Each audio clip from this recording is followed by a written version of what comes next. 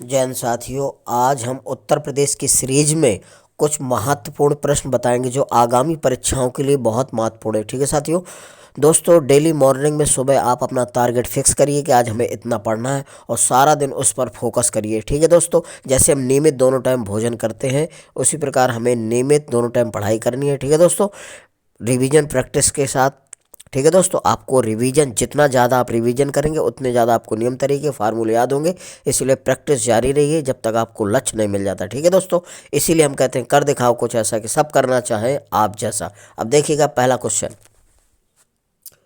उत्तर प्रदेश की वह कौन सी जनजाति है जो दोस्तों दीपावली को शोक दिवस के रूप में मनाती है। ध्यान रखना, उत्तर प्रदेश की थारू ऐसी जनजाति है जो दीपावली त्यौहार को शोक दिवस के रूप में मनाती है। ध्यान रखना कौन सी है, थारू। ध्यान रखिएगा। ठीक है। अगला है, सर्वाधिक अनुसूचित जनजाति वाला जिला कौन सा है, तो सोनभद्र। दोस्तों ध्यान रखना, सर्वाधिक अनुसूचित जनजाति वाला जिला कौन सा है, सोनभद्र। ठीक है दोस्तों।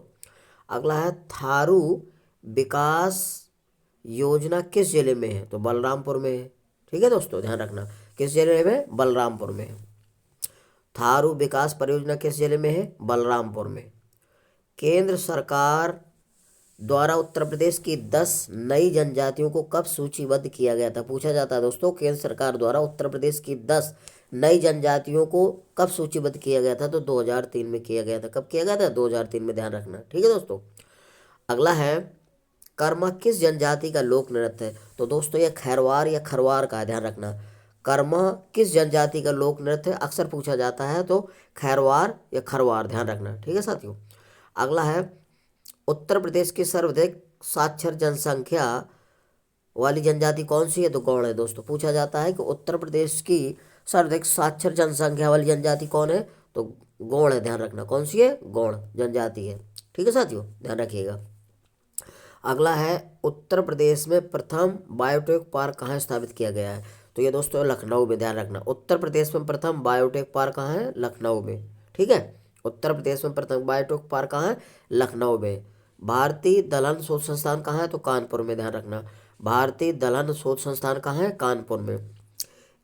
इंदिरा गांधी नक्षत्रशाला कहाँ है, तो लखनऊ में। ध्यान रखना, भारतीय दलहन शोध संस्थान कानपुर में है और इंदिरा गांधी नक्षत्रशाला जो है लखनऊ में आपके। इंदिरा गांधी नक्षत्रशाला कहाँ है, लखनऊ में। ठीक है दोस्तों, अक्सर पूछा गया।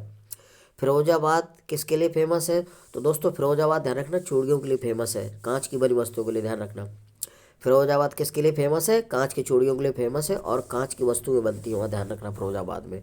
अगला है, उत्तर प्रदेश में दिया सलाई उद्योग का प्रमुख केंद्र कहाँ है, तो बरेली में। ध्यान रखना, तो दिया सलाई उद्योग के लिए कौन फेमस है, बरेली। ध्यान रखना, उत्तर प्रदेश में दिया सलाई उद्योग का प्रमुख केंद्र कहाँ स्थित है, बरेली में। ठीक है साथियों, ध्यान रखना, उत्तर प्रदेश में दिया सलाई उद्योग का प्रमुख केंद्र कहाँ है, बरेली में। तो याद रखिएगा। ठीक है साथियों।